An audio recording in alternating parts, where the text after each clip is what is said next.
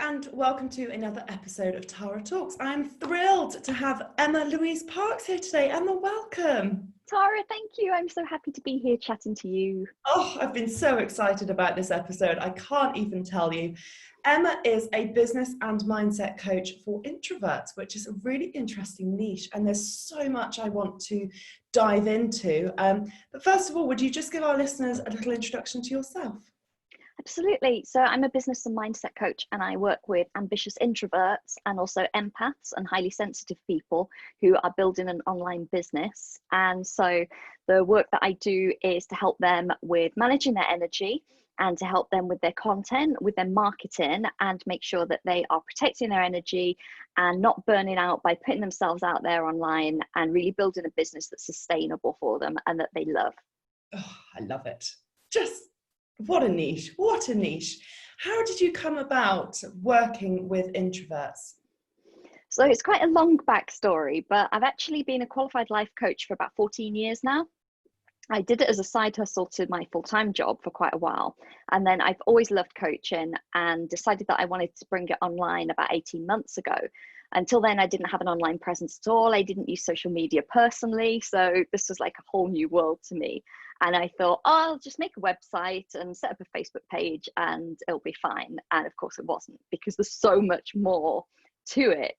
And I'd always had the mindset work kind of down because that's something that I'd been doing for years and years. But I realized that putting myself out there online, the visibility, understanding content, consistency, managing my energy, all of those things I really, really struggled with. So as I went over the last 18 months trying to build the business and really looking at where I needed the most help and where I needed the most support, I thought, oh, if I had a coach that really understood me as an introvert, really understood the peaks and troughs of my energy, didn't think I was just being shy or being lazy or whatever those things are that it can come across as, understood that I didn't have visibility issues as such. I just sometimes found it really hard to muster up the energy to get out there. I thought if I'd have had that from the start, this would have been so much easier. So I decided to become the coach that I needed at the start. Amazing. So you've got so many tricks up your sleeve and so many areas of expertise, including money mindset, law of attraction. So you've done your NLP. Where did all of those sort of learnings and qualifications come from? What was the sort of desire behind those? So the first life coach qualification was was quite random because I saw a life coach on a TV show. This was in about 2006. I'd never heard of such a thing, but seeing what she was doing, it was American, so obviously way ahead of us.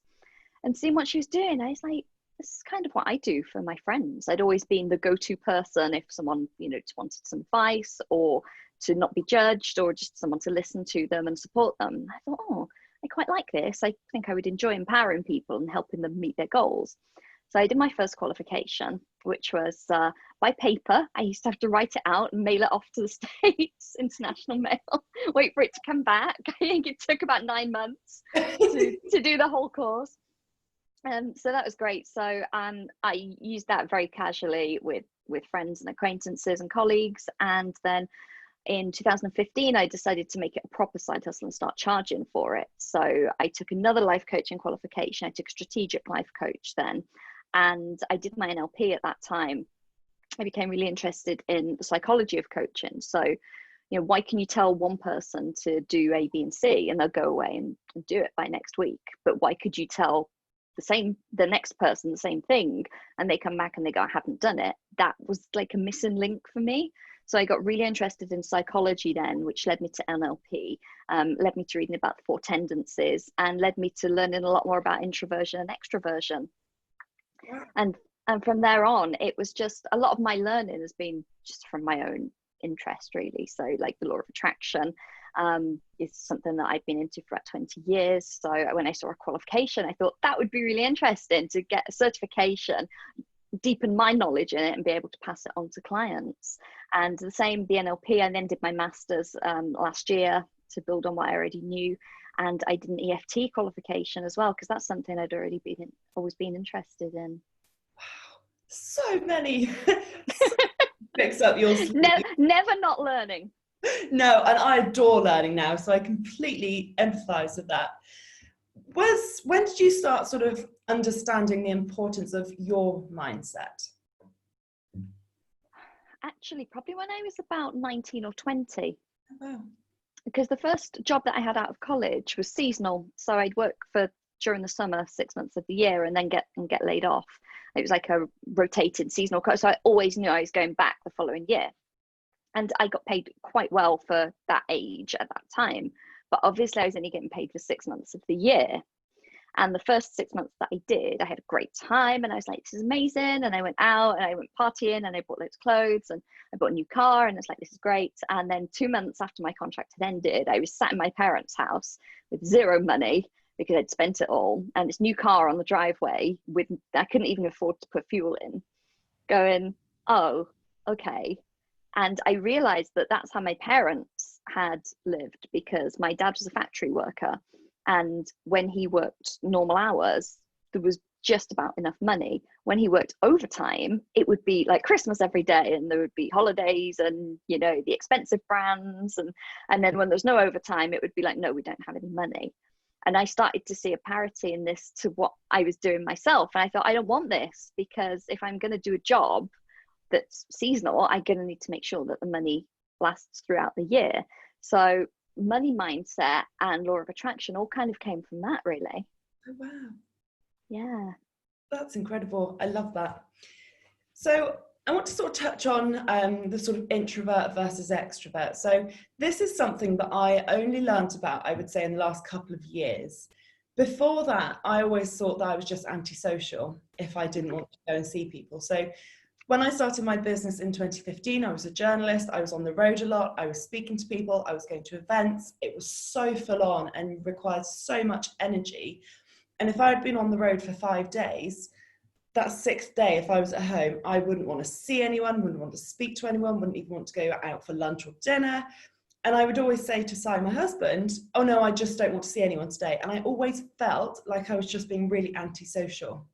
I didn't realize that that was actually me just wanting to introvert a little bit. So would you mind just explaining what an introvert is and what an extrovert is for our listeners, please?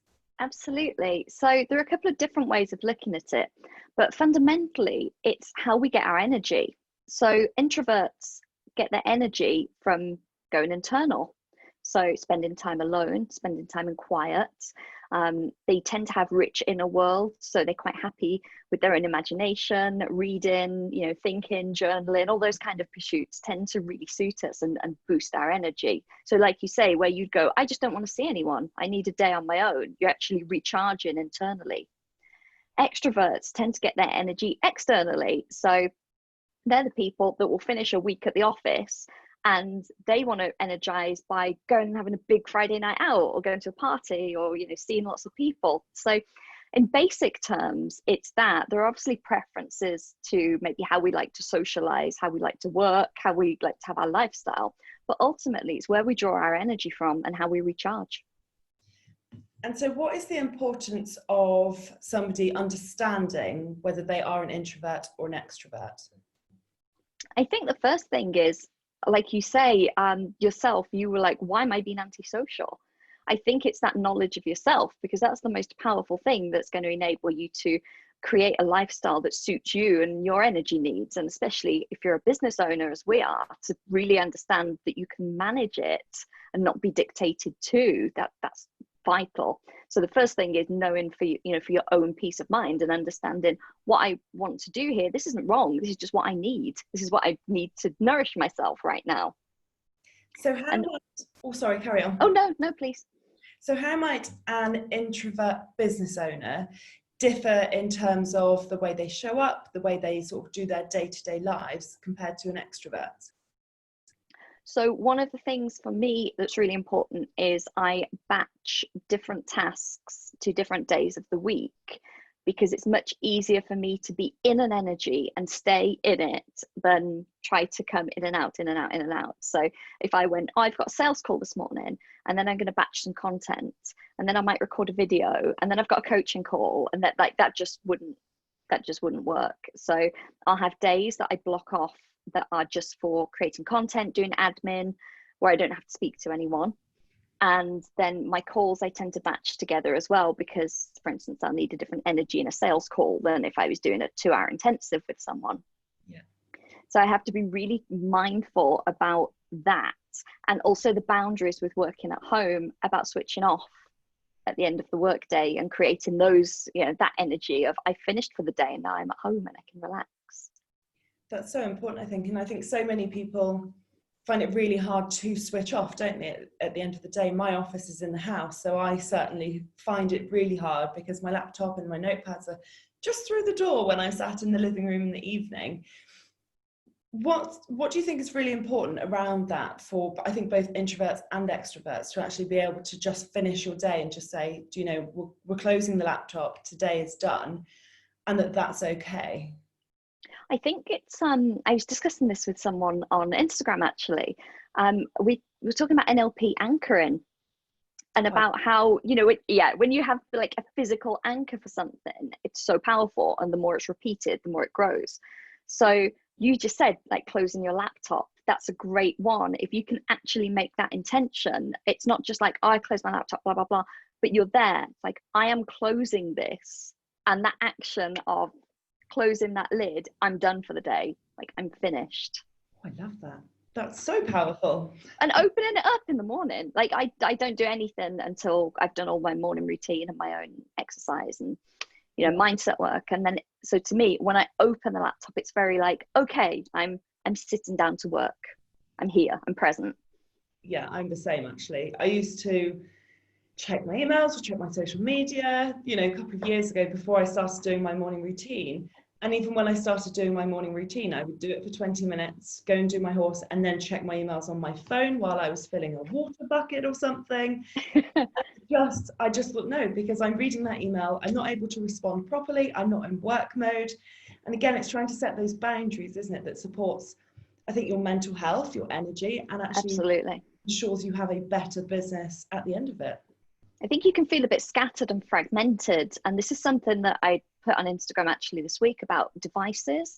Like, we've all got multiple devices, and it's so easy to have crossover, to have work email on all of them, or, Facebook on everything. And that can be quite hard energetically to control your boundaries. So I did a cull on mine. I got really mindful about where things are on different devices. So I also delete my social media apps at the end of the day and over the weekend, because I don't use them for personal use. They are just business. So if I'm not at work, I delete it, which sounds quite brutal, but it stops you checking it. It does, doesn't it? I actually, so I just have one phone. So I probably should get a work phone and a personal phone, but I just have one phone. And I remember I used to have my emails on my phone. I used to have my email notifications pinging off. And I had a client who was just having a really bad week. And she sent me quite a snotty email at about 9 o'clock at night. And it ruined my whole evening with sigh. And it just put me in the most foul mood. I couldn't then get to sleep because, I was kind of decompressing. I was enjoying a wine. It was just my evening time. And it just ruined my mood. So from that point, I switched my email notifications off.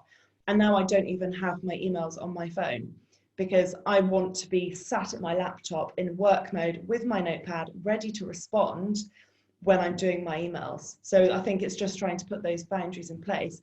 And that was really scary to start with. When I first did that, I thought, oh God, what am I missing out on? What if somebody needs me?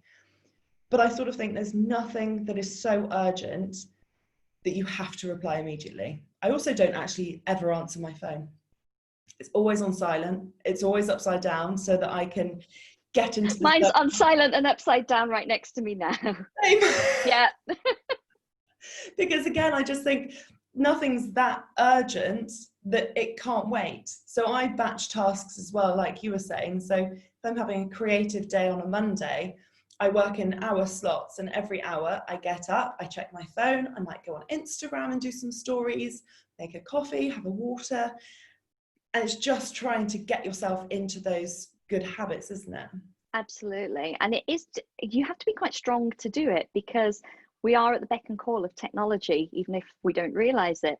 I did media studies when I left school, and they talk about push and pull media. And back then, there was very little difference really, but push media is where you don't have any control over it. So like a Facebook feed or commercial TV or commercial radio station. It's just been, you get what you're given as such.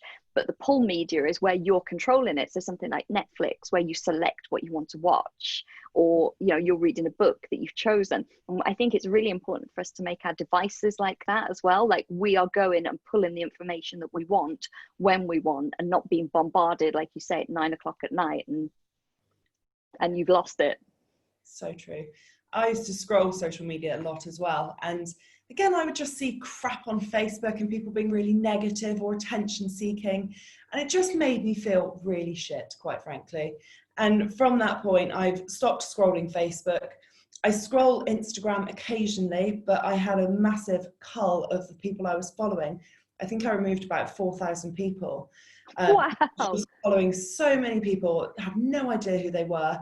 So now I'm in control of who I'm following, and I will scroll for maybe 5 minutes, and I'll watch some stories, and I'll look for people's content. So I look for your content, I look for Social Cactus Amy's content, I look for my clients' content, and then I'm done, because I do absorb quite a lot. And I think if I see something on social media that's upsetting or just something that annoys me, I find it really hard to get it out of my mind. So it's again trying to be in control of what you're letting into your life, isn't it? I don't watch absolutely. ever. No. When lockdown started and I was watching it to try and understand what was going on, I was in the worst mood. I was just having a shitty week. It was horrible. And I was like, why am I watching it? Like, why? What am I doing? I didn't watch it for years. I hadn't watched the news probably for about 6 or 7 years. And then I was in Switzerland as lockdown was being announced, and they were slightly ahead of us, and they were talking about closing borders. So I was like, do I need to get a flight back to the UK ASAP? So I had to watch the news to keep abreast of it. Their news, funnily enough, was actually a little less dramatic than ours. It wasn't too bad to watch. Then I got home, and obviously I was like, I want to know what's happening. Are we going to go into lockdown, etc.? I was just bombarded. I was just exhausted by looking at one page of news. It's like, flashing, breaking news and this and that, and 10 stories and most read. And I was like, oh my God. It's horrible, isn't it? It was so tiring. And then it was really hard to get out of the habit again, even though I hadn't done it for so long, just for doing it for a few days. I mean, admittedly, there was a global pandemic going on and we did need to be kept informed, but I was like, I can't do this. People will tell me what's important and what I need to know. And actually, if you want to look, you search for the BBC News website or something and have a look on there. I think Si still thinks I'm quite immature for not wanting to watch the news. And I keep saying to him, I just don't want to see it. It's all negative. It's so depressing to watch. I don't feel I'm missing out by not seeing it. I know what's going on in the world. I'm just trying to protect my energy. And that's okay, isn't it? That's absolutely okay. I think you've definitely got some empath tendencies there. Because as empaths, we do absorb people's energy very easily, or read a news story that's upsetting and it weighs on us and stays with us for a long time. Whereas other people could go, oh, that's a shame, and flick on to the next, and it doesn't really affect them. So, oh wow, I love it. So I'd love to touch on money mindset, because it's something that I adore. We love money mindsets. Love it, don't we? I love working on it. I wish I started working on it 20 years ago, to be honest. And I love helping clients with it now. So obviously money mindset is a really important part of anyone's life and business, whether they're an introvert or an extrovert. Would you just mind sharing a little bit about money mindset and what it is? Absolutely. So our mindset is just simply a collection of beliefs that we've picked up over the years, usually from when we were young and quite malleable and impressionable. And we have this mindset that's been created, so usually through the media, through our parents, through teachers, figures of authority, incidents that have happened to us, and we attach emotion to them. So we have decided that it's good or bad. So for instance, if we lose some money as a child and our parents tell us off, we decide that it's bad to lose money. And if we spend money on something that may be seen as a bit frivolous as a teenager and our parents tell us off, then we decide that it's bad to spend money on ourselves, etc. So we build up this collection of beliefs that mostly come from other people, and we take them to be our own. But what's more dangerous is we often take them to be fact. So rather than realizing they're a belief or an opinion, we think it's true. And then we live our lives by these rules that we've decided are true. And then we have a money story. Yeah, so true. I think one of the most staggering things that I learned was that your sort of mindset and money mindset was set when you were between birth age and 7, when your mind is just like a sponge absorbing, just taking things in without you even realizing it. And when I was growing up, it was very much money doesn't grow on trees, money is dirty, wash your hands when you've touched coins. And all of these things have subconsciously, made me think until recently, money doesn't grow on trees, money's hard to come by, money is dirty. Do we want money because it's dirty? How can people sort of firstly recognize that that is just a thought pattern or a belief or a memory?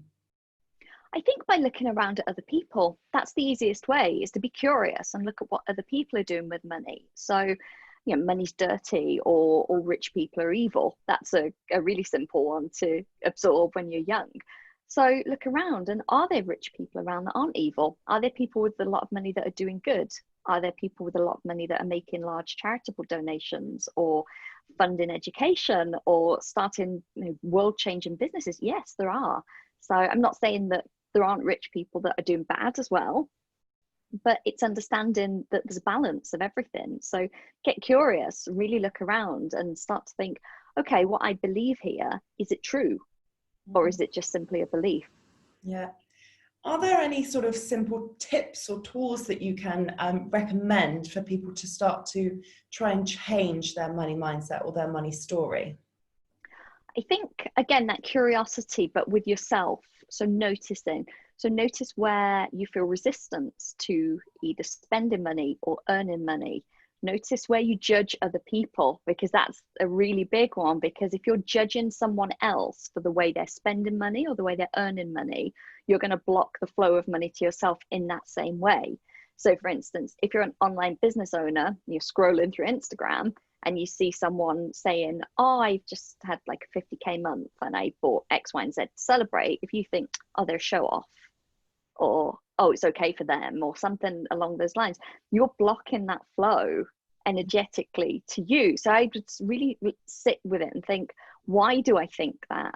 Do I really think that? How would I feel if I had that money? What would I spend it on? Why am I judging what they are choosing to spend it on? It's just that opening that dialogue with yourself and curiosity. And that's often the most enlightening thing of all, because you go, wow, I didn't even know what I was thinking.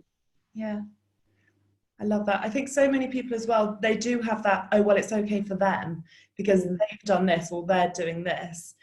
And I think I speak to so many clients and we think about like a big stretch goal and they say, oh, but I couldn't possibly do that. And I always sort of sit there and say, but why not? Can you think of somebody who has been able to hit that goal, whether it's a financial goal or otherwise? Can you think of somebody, perhaps in your area, in your industry, in your line of work, who has done that thing? Because you will be able to think of somebody, and if they can do it, so can you. I think people are able to create such greatness in life when they are just completely regular, normal humans, but it's just because they've got the drive, the desire, the grit, and the right mindset to do that. Absolutely. And knowing someone else has done it should actually spur you on that it's possible even more, rather than feelings of jealousy or, oh, but they did it because if they can do it, you can do it. I certainly know growing up that was a message that I heard a lot about friends that took foreign holidays or lived in larger houses. It would be, well, it's okay for them because they've got more money, but there was no, well, how did they get more money? Maybe they improved themselves, maybe they worked harder, maybe some of them got it in tragic circumstances like an inheritance, but you don't know how someone got there. So going, oh, it's all right for them doesn't mean that you can't do it too. That's so true. I think also the story that we tell ourselves is really powerful, isn't it? And I often think, I wouldn't speak to friends the way I speak to myself. So we beat ourselves up so much and tell ourselves ridiculous stories like, I'm not worthy, I can't charge that, who am I to have more money, it's greedy to want more money. What would you say about, that story that people are telling themselves and how impactful and powerful it is? It's the most powerful thing. because you're telling it yourself over and over and over numerous times a day without even realizing into your subconscious mind. And those are the hardest beliefs sometimes. It's like, Tara, if you were telling yourself that you didn't like your hair over and over again, and I said to you, oh, your hair looks lovely today, you'd be like, oh, thanks, but you wouldn't really believe it. Mm-hmm. Like, externally is not as powerful as what's going on internally for us. So yeah, noticing that story, noticing the rhetoric that people are telling themselves over and over again is the key. And that's where you get the aha moments as a coach, isn't it? Because you're like, well, why do you think this? And they go, I think with the whole, that story you tell yourself as well, the way that, I mean, obviously you know this, but for the purposes of our listeners, the way that your mind works, what you believe is what you achieve. And your mind doesn't know the difference between reality and what you tell it. So if you're telling it something and you tell it enough and you believe it, it's going to act that out. But the same works from a positive aspect. So if you are always telling yourself, I'm ugly, I'm not worthy, I can't do this, who am I to have more money? That's what you're going to keep believing. But actually you can flip that on its head and then turn it into a positive and actually start to believe that. You've got to be your own biggest fan, haven't you? absolutely. And it takes time, and it probably feels completely uncomfortable to people at first. And you maybe journaling or saying affirmations or whatever method you start to use, and saying like, I deserve money, and you might be thinking, no, I don't. So it can feel, but you've got to bear with it, because it's a journey.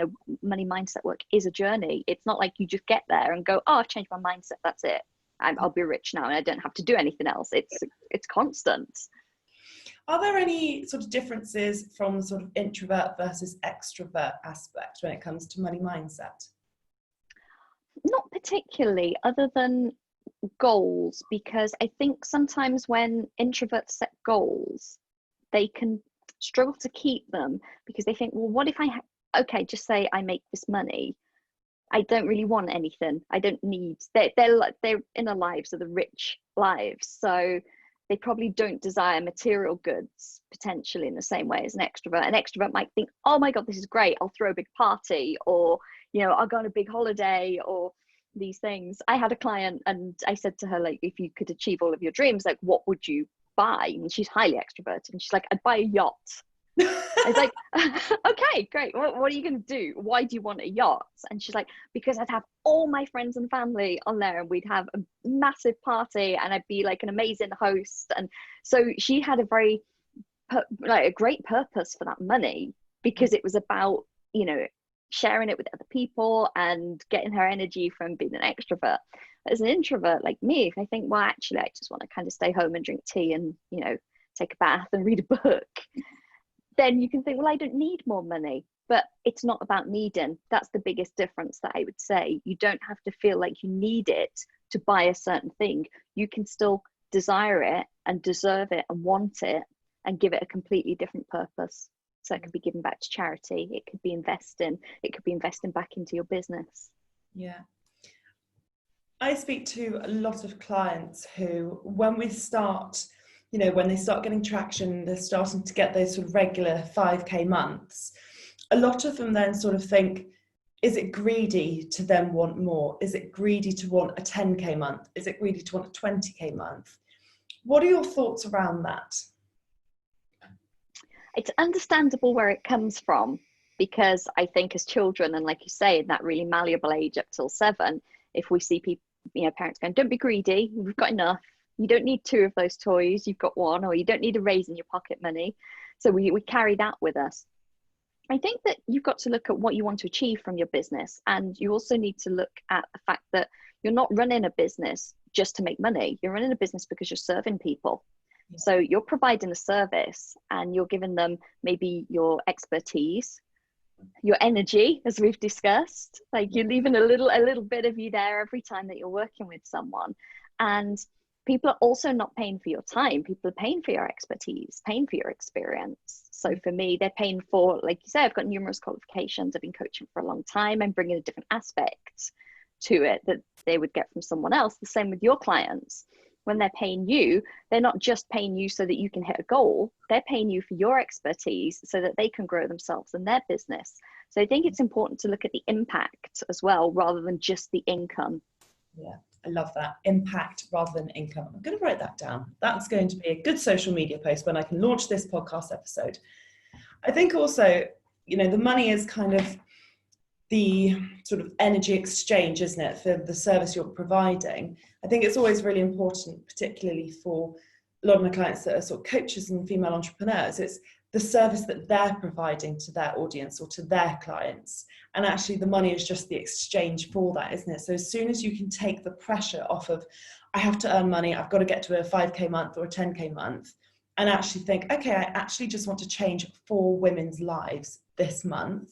I think that for me was a big shift as well, because that focus is then on helping women rather than I want their money, because it's never about the I want their money. It's how can I change their life? How can I make them have the business that they desire and deserve? And that's, I think, what it's all about, isn't it? Absolutely. And within the law of attraction, something that's really nice to put on the end of affirmations, or if you're journaling for goals and things, is and for the good of all. Yeah. So it's like, I'm taking this, you know, I'm taking this money, but it's not like I'm just accumulating a lot of money and other people are out of pocket.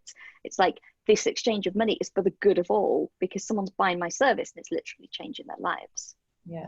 And then that person can then go on to donate to charity or to invest in a coach. So when people are paying me, I donate a lot of money to the Racehorse Sanctuary, who I do their PR and social media for. You know, I'm then able to pay my coaches. I'm able to invest more in my team. I'm able to have a bigger, fancier website. So I'm supporting my website company. And it's just so linear, isn't it? It's not just, okay, I'm having this money, it's coming into my pocket. It's actually having such a massive knock-on effect and enabling me to support so many other people.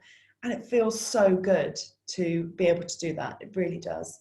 Yeah, it's great. It's such a great ripple effect. And that's why I will always invest in coaches myself and my own personal development, because I know that I could read a book or, you know, talk to my coach, and it might be in 6 months' time, but there'll be a nugget of information that I can tell a client. And that's the one thing they need to hear to really change things for them.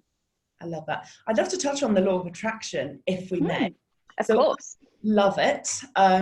Really, really, truly believe in it. Would you mind just giving a little sort of explanation about what it is and how you have found it beneficial? Yeah, absolutely. So most people are probably familiar with The Secret. That was what really brought the law of attraction mainstream, but it's one of the universal laws, and it's from quantum physics, and that's that like attracts like. And then if we change that into energy and thoughts, all of our thoughts are energy, so they are going to attract the same energy that we're thinking. So if we're thinking money and abundance and health and happiness, that's what we'll attract. If we're focusing on the lack of those things in our life, then that's what we'll attract. So quite simply, it's how you think is what you get. And how have you sort of experienced the law of attraction yourself? Are there any stories or tales that you could share? So I did it quite backwards, because when I started reading about money mindset in my early 20s, I've always been quite driven and I've always been quite focused. So when I've wanted to do something, I've always been like, I'm going to do that, and then work out how to do it. So I've always had the end goal in sight and then reverse engineered the plan. And I always wanted to travel. So I was like, right, I want to travel. When I left college at 18, it's like, I want to travel. I don't have any money, so I need to get paid for traveling. So what can I do to get paid for traveling? I don't speak any languages. What can I do to travel to places that I don't need to speak any language and get paid? And I ended up being cabin crew for 5 years, which wasn't a job that I was desired to do. And God, I think the first time I went for the interview was the first time I ever wore makeup. But I understood that it would give me that springboard to do what I wanted to do, which was travel. So, which it did. It was amazing. And I've always been like this. Like, I decided when I wanted to own a property. So I was like, okay, I want to own property on my own when I'm 25. So that means I need to start saving X amount for a deposit now. And I always made these things happen because I was very focused and very positive. But I didn't know what the law of attraction was. And then someone gave me the book, The Secret, when I was about 30 and said, oh, read this and see what you think. I'm wondering if there's something in it. And I think it's quite interesting. And I read it and I was like, yeah, there is something in it, because that's how I've lived my life. And I've achieved everything I've wanted to achieve. Yeah. So it's kind of a backwards. I didn't learn about it and implementing it. I was already doing it, and then I read about it and went, oh, it's a thing. Yeah, it's not just happening. It's me. I always used to want to be cabin crew, actually, when I was younger. Really? Because I remember we went to somewhere like Lanzarote, I think, when I was like, I don't know, 4 or 5, and I loved it. I loved going on the plane. I loved going on the beach. I loved traveling. So when I was, I think, about 10, I was like, right, I want to be cabin crew because I like flying and I want to go to all of these amazing destinations. And it's just so funny how things work out, isn't it? I never got my dream, but now I have the dream. So Yeah, the new dream. the new dream, and now I can just travel with life and business. I mean, looking back, it was a horrendous career choice for an introvert, because I would literally lock myself in an aluminium tube with 300 people for 9 hours. And there was no escape. So how is sort of money mindset and law of attraction essential to personal or business growth, do you think? I think that personal and business growth are linked. I don't think there's any way of separating it. When people concentrate on their personal growth, their business does well. When people are really focusing on their business, they feel better and grow in themselves. So I just think they're so intertwined. But daily practice, I think, is vital. I know so many entrepreneurs, hugely successful, and they will say, I stopped my mindset practice for a few weeks because I had to change routine. I went on holiday, I wasn't feeling well or whatever. And then they start to see the negative consequences. And it's like, okay, I need to get back on it. And whether it's daily journaling, whether it's meditation, whether it's taking courses, reading books, whatever they're doing, I think the more things you can do to surround yourself, the better. Like, I'm always reading something inspirational, always. And I'll reread things because I just think absorbing them, even a few pages a day, first thing in the morning, so healthy. But I don't think you'll find anyone that's grown a hugely successful business that they love that hasn't done the work on themselves as they're growing it. I so wish I started doing mindset work sooner. I really, really do.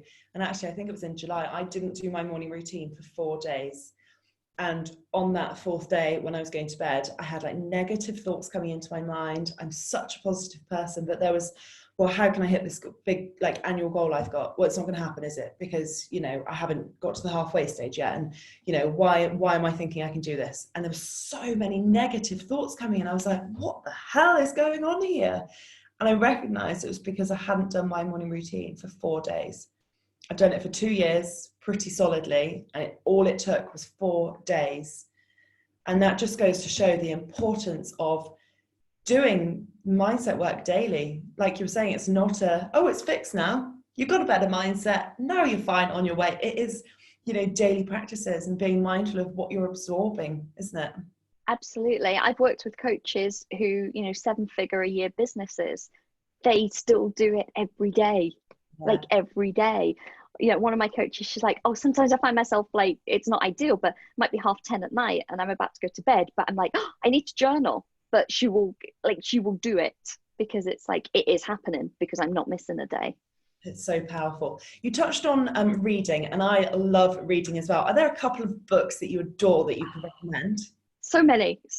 But for anyone that's starting off with anything money mindset related or mindset in general or law of attraction, I would recommend The Success Principles by Jack Canfield. Yeah. Great book, and very easy to digest. So in small chapters, and just gives you small things to try out, to incorporate into your daily routine. And it's just a really inspirational read. It's got lots of stories of people that he's helped, and I really like that one. So definitely The Success Principles. Fabulous. That's a great recommendation. I have a client reading it at the moment, actually. Yeah, it's a wonderful book. There are just so many. I think go on Amazon if you've got some kind of e-reader. Look up something like The Success Principles, see what's recommended underneath, because, you know, the beautiful Amazon algorithm will always bring up related things. And if you can just download samples, so that's what I do. If you've got an e-reader, download samples, read through a few pages and see if something resonates with you. See if it makes you feel good while you're reading it before you purchase. Everybody's different, aren't they? And there's books that have been recommended to me that I just don't like. But then there's others that I adore, and my clients were like, I just don't get it. I had this discussion with someone about like money mindset books, and she's like, they all say the same thing. I'm like, yeah, because they're based on the law of attraction, but they'll Yeah. say it differently. So, you know, Jen Sincero is, you know, swearing and it's quite comical and it's quite, Marianne Williamson, law of divine compensation, is much more spiritual and written in a very different way. But ultimately, they tell you to do the same things. Yeah, because that is the practice that works. Yeah. I've got a highlights reel on my Instagram actually with some of my favourite books on that I know some people like to check out. So there, for the listeners, there's a highlights reel called Reading List, I think it's called, with some of my favourite books. That's a fabulous idea. I might borrow that one from you. Please do. Yeah. I get asked so often for book recommendations. So I thought I'm just going to start putting them in the highlights reel. So The other one I would say, actually, it's not so much mindset related, but it's very interesting if you are looking at this kind of understanding yourself and protecting your energy. It's called The Untethered Soul by Michael A. Singer. oh, I haven't heard of that one. Highly recommended. Very interesting, very different. I will check that one out. Thank you. It has been so fabulous to talk to you today. I've just got one final question for you. What is the one thing that you wish you knew sooner? I wish I knew sooner the power that we all have to create the lives that we want. I love that. Simple as that. I just love that. That's so powerful because we actually do. Anything we want to be, do, have and create is ours. We've just got to believe that it's possible, have the right mindset and know that we can do it. And that's what a note to end on. Emma, thank you so much for chatting to me today. I have loved hearing about your story, learning more about introverts, and it's just been such a joy to have you here today. So thank you so, so much. Thank you, Tara. Take care.